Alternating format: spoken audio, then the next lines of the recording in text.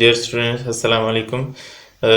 आज से हम 9th क्लास की 2.5 एक्सरसाइज स्टार्ट करने वाले हैं। क्वेश्चन नंबर 1 है एवेल्युएट इन सब पार्ट्स को एवेल्युएट करना है। सिंपल से क्वेश्चन है ये।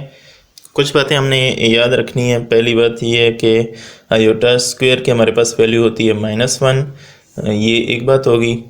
और एक और बात ये है कि जैसे हमारे पास माइनस आयोटा है, उसकी अगर इवन पावर लेंगे यानी जुफ्त पावर लेंगे 2, 4, 6, 8 तो हमारे पास माइनस का साइन प्लस में चेंज हो जाएगा और आयोटा के ऊपर वही पावर आ जाएगी।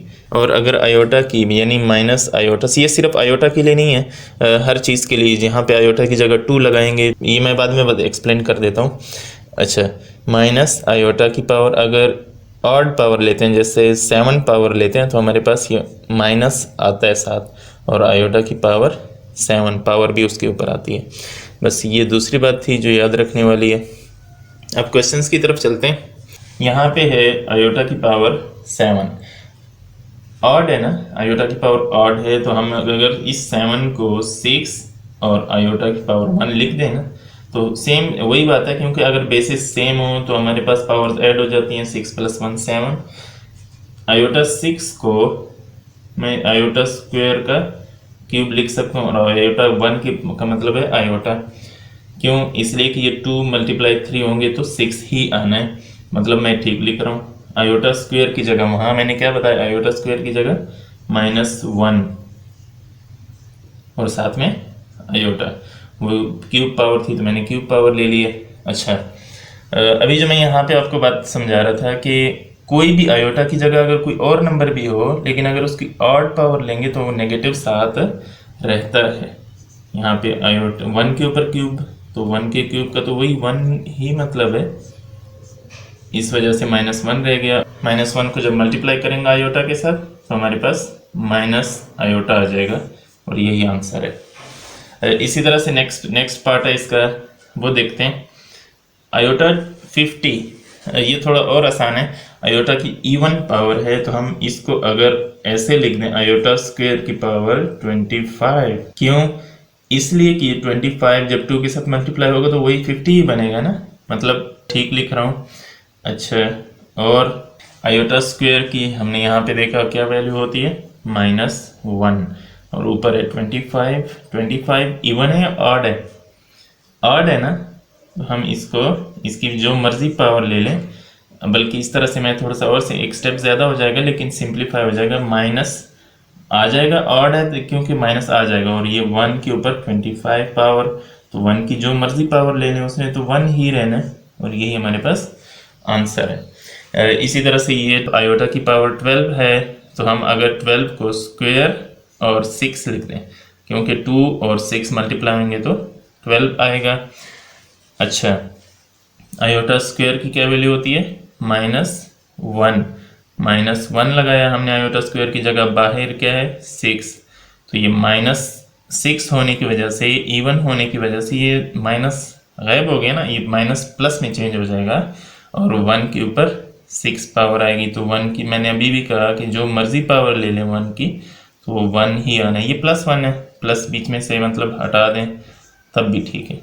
अच्छा, अब देखते हैं, ये थोड़ा सा समझने वाली बात है जो मैं यहाँ पे समझा रहा था आपको कि ये इवन पावर है ना, तो ये माइनस किस में कन्वर्ट हो जाएगा, प्लस में, और आयोटा के ऊपर पावर 8 आ जाएगी, तो ये प्लस लिखने की ज़रूरत नहीं है। अच्छा, 8 को अब कैसे लिखेंगे, 2 और 4। अब आयोटा 2 और 4 मल्टीप्लाई होंगे, 2 4 = 8, वही मतलब ऊपर वाली चीज़ बन रही है। आयोटा स्क्वायर है यहाँ पे, आयोटा स्क्वायर की क्या वैल्यू होती है, -1 और ऊपर है पावर 4, तो इधर ये फिर इवन पावर है, तो ये वाला जो माइनस है ये कन्वर्ट हो जाएगा प्लस में। 1 के ऊपर 4 पावर लगाएं, 1 की जो मर्जी पावर हो तो वो 1 ही रहती है और ये हमारे पास आंसर है। सेकंड लास्ट पार्ट है हमारे पास, माइनस आयोटा की पावर 5। अब ये पावर 5 क्या है, ऑड है ना, तो ये -7 आएगा और आयोटा की पावर 5 माइनस ये वाला ऊपर वाला है। आयोटा की पावर 5 को अगर हम आयोटा की पावर 4 और 1 लिख दें तो हम लिख सकते हैं ना, माइनस आयोटा, अब ये 4 है तो आयोटा स्क्वायर का स्क्वायर यानी 2 2 = 4 और ये वाला आयोटा इसी तरह से यहाँ पे आ जाएगा। अच्छा, माइनस यहाँ पे आयोटा स्क्वायर की वैल्यू लगाएं तो हमारे पास -1 वैल्यू होती है आयोटा स्क्वायर की, ऊपर स्क्वायर है, यहाँ पे आयोटा माइनस, ये स्क्वायर है, इवन है तो ये माइनस किस में कन्वर्ट हो जाएगा, प्लस में, और 1 की जो मर्जी स्क्वायर पावर लें तो 1 ही आनी है। अच्छा, मैं इधर ही आगे आंसर लिख देता हूँ, माइनस और प्लस मल्टीप्लाई होंगे तो हमारे पास क्या आंसर आएगा, माइनस, और 1 को मल्टीप्लाई करें आयोटा के साथ तो आयोटा ही आंसर आना है, और ये आंसर है। अब लास्ट पार्ट है हमारे पास, आयोटा की पावर 27। तो 27 को अगर हम आयोटा की पावर 26 और आयोटा 1 लिख दें तो लिख सकते हैं ना। फिर इस 26 को आयोटा स्क्वायर और 13, क्योंकि 13 2 26 होता है, और उधर आयोटा 1 या सिर्फ आयोटा ऐसी याद साथ आता जाएगा। फिर आयोटा स्क्वायर की वैल्यू लगाएं -1 और ऊपर पावर है 13, मतलब ऑड माइनस को आने देता है आगे, और साथ में आयोटा। अच्छा, आप सोच रहे होंगे कि मैंने ये 13 की तरह गायब हो गया, 13 1 के ऊपर लगा दें तब भी ठीक है, क्योंकि 1 की जो मर्जी पावर लें तो उसमें तो 1 ही रहना है। अच्छा, अब ये माइनस को मल्टीप्लाई करें तो कुछ भी नहीं आगे, तो माइनस ही आएगा, और 1 मल्टीप्लाई होगा, ये 1 है आयोटा नहीं है, 1 मल्टीप्लाई होगा आयोटा के साथ तो हमारे पास सिर्फ आयोटा ही आएगा, और यही आंसर है। अच्छा, बस एक रूल टाइप समझा देता हूँ, अगर हमारे पास यहाँ पे ऑड हो, आयोटा की पावर ऑड हो तो हम क्या करते हैं, आयोटा इवन में कन्वर्ट कर देते हैं और साथ में एक आयोटा 1। जैसे हमारे पास एग्जांपल, अगर हमारे पास आयोटा की पावर 61 हो, ये ऑड है ना, तो हम इसको लिखेंगे आयोटा 60 और आयोटा 1। फिर इस 60 को हम कन्वर्ट करेंगे आयोटा स्क्वायर और 30 को, इस तरह से। वैसे समझा रहा हूँ, क्वेश्चन नहीं है। और ये तो हो गया ऑड के लिए। अगर हमारे पास आयोटा की पावर इवन हो तो बस उसको सीधा सीधा से मल्टीप्लाई कर दें, जैसे हमारे पास स्क्वायर और साथ में फिर कोई इवन आएगा। मिसाल के तौर पे अगर यहाँ पे मैंने 61 लिया, अगर मैं 60 पावर लेता हूँ तो हम क्या लिख सकते हैं, आयोटा स्क्वायर और साथ में बाहर 30, तो वही चीज़ आएगी। मतलब इवन वाले डायरेक्ट हो जाते हैं और ऑड वालों को थोड़ा सा शेप चेंज करनी पड़ती है, तब जाके आसानी से सॉल्व हो जाते हैं। 2.5 का क्वेश्चन नंबर 2 है हमारे पास, कह रहा है कि राइट द कंजुगेट ऑफ, हमारे पास 6 पार्ट हैं इस क्वेश्चन के। सिंपल सा क्वेश्चन है, इसमें कोई बड़ी साइंस नहीं है। सबसे पहले तो इसको z लिख दें, 2 + 3 आयोटा, और कंजुगेट ये बार होता है। सिर्फ इतना काम करना है, आयोटा के साथ जो साइन है उसको चेंज कर देना है, यानी आयोटा के साथ जो वैल्यू है अगर उसके साथ साइन है, मतलब साइन है, तो उसको चेंज करना है बस। ये हमारे पास ये चीज़ बन जाएगी। इसके साइन को चेंज नहीं करना, जो आयोटा के साथ वाले उसके साइन को चेंज करना है। इसी तरह से हमारे पास पहले तो इस क्वेश्चन को नाम दे दें, z नाम दे दें, 3 - 5 आयोटा। z के ऊपर इस तरह से बार लगाएं, मतलब कंजुगेट, और ये माइनस है, इसके साइन को चेंज नहीं करना, आयोटा के साथ जो है उसके साइन को चेंज करना है। माइनस है तो प्लस कर दें, प्लस है तो माइनस कर दें। इसी तरह से हमारे पास थर्ड पार्ट है माइनस आयोटा, इसका सिर्फ एक ही आयोटा ही है और उसके साथ माइनस साइन है, तो माइनस क्या बन जाएगा, प्लस बन जाएगा। फोर्थ पार्ट में देखें, इसको नाम दें z का, -3 + 4 आयोटा। तो z बार में हमारे पास इसके साइन को चेंज नहीं करना, जो आयोटा के साथ है प्लस है, आयोटा के साथ वैल्यू के साथ प्लस है ना, तो उसके प्लस को माइनस कर देना है, और ये कंजुगेट हो गया। इसी तरह से एक ये लास्ट सेकंड लास्ट पार्ट है हमारे पास, -4 - आयोटा। तो -4 को कुछ नहीं कहना, आयोटा के साथ जो साइन है उसको चेंज कर देना है। सिक्स्थ पार्ट है हमारे पास, लास्ट पार्ट। सबसे पहले इसको नाम दे दें z -3 आयोटा। z बार मतलब कंजुगेट लेंगे तो आयोटा के साथ कोई साइन नहीं लगा हुआ, ठीक है ना। आयोटा के साथ जिसके साथ कोई साइन नहीं लगा होता उसके साथ कौन सा साइन लगा होता है, प्लस का। अब ये प्लस किस में चेंज हो जाएगा, माइनस में, और इसके साइन को तो हमने कुछ नहीं कहना, सिर्फ ये काम था आयोटा के साथ जो साइन होंगे, आयोटा के साथ जो साइन है हमने उनको चेंज करते जाना है, बाकी कुछ भी चेंज नहीं करना। कंजुगेट सिर्फ इतना सा है। नेक्स्ट क्वेश्चन देखते हैं।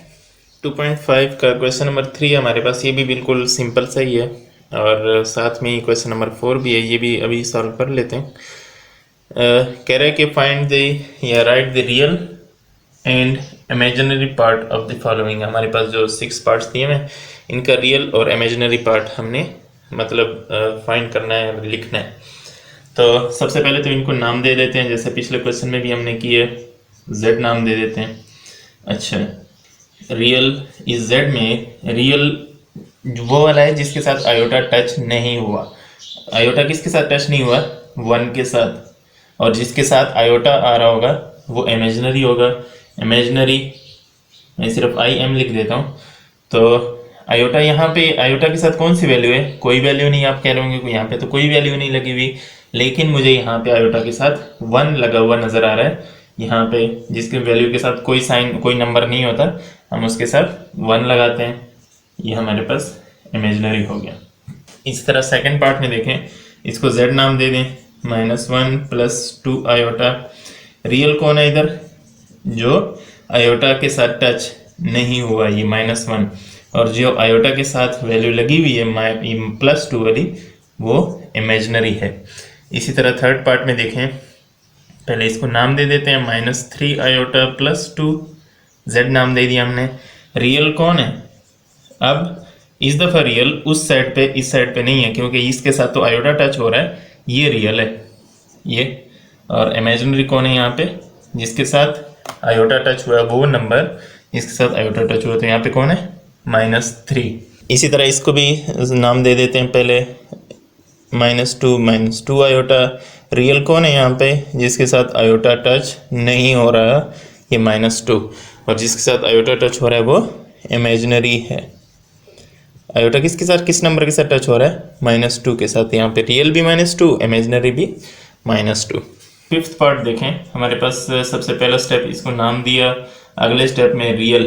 अब रियल आपको कोई ऐसी चीज़ नज़र आ रही है, कोई मतलब यहाँ पे तो एक ही वैल्यू है और उसी के साथ आयोटा भी टच हुआ हुआ है, मतलब रियल यहाँ पे है ही नहीं, 0 है। और इमेजिनरी यहाँ पे जो आयोटा के साथ वैल्यू आ रही है -3। लास्ट पार्ट है z, इसको सबसे पहले स्टेप की तरह नाम दिया। अब रियल कौन है? जिसके साथ आयोटा नहीं लगा हुआ, और इमेजिनरी जिसके साथ आयोटा लगा हुआ है। आयोटा यहाँ पे किस वैल्यू के साथ लगा हुआ है? 0 के साथ। यही आंसर है। अब क्वेश्चन नंबर 4 को देखते हैं। क्वेश्चन नंबर 4 में हमें कह रहा है find the value of x and y if x + iota y + 1। अब लेफ्ट साइड पे अगर देखा जाए तो हमारे पास, चलें पहले इनको तकसीम कर लेते हैं। इस साइड पे मैं रियल लिखता हूँ और इस साइड पे इमेजिनरी। रियल कौन है इधर इस साइड पे? एक ये रियल है जिसके साथ आयोटा टच नहीं हुआ, और एक ये रियल है, मतलब x + 1। उस साइड पे रियल कौन है? उस साइड पे रियल आपको नज़र आ रहा है 4, ये। अब इमेजिनरी कौन है इस साइड पे? इमेजिनरी सिर्फ y ही है ना, सिर्फ y, जिस मतलब एक ही वैल्यू आयोटा के साथ, जिसके एक ही वैल्यू है जिसके साथ आयोटा आ रहा है, और वो है y। और इस साइड पे किसके साथ आयोटा आ रहा है? -3 के साथ। तो लें जी, y की वैल्यू तो पहले से ही, पहले स्टेप में ही फाइंड होगी। ये छोटा सा क्वेश्चन है। अब यहाँ से अगर आपको x की वैल्यू फाइंड करनी हो तो x को अकेला करना पड़ेगा, ये +1 है, उधर भेजना चाहिए इसको। x ये +1 है, उधर जाएगा तो 4 -1 हो जाएगा ना, तो 4 - 1 क्या होता है? 3। ये हमारे पास x की भी वैल्यू आ गई, y की तो पहले आ चुकी थी। और इस तरह से आपकी एक्सरसाइज ख़त्म। अगर इस पूरी एक्सरसाइज में आपको कोई क्वेश्चन समझ ना आ रहा हो तो पूछ सकते हैं, किसी भी टाइम पूछ लें, कमेंट में पूछ लें, मैसेज में पूछ लें। Thank you.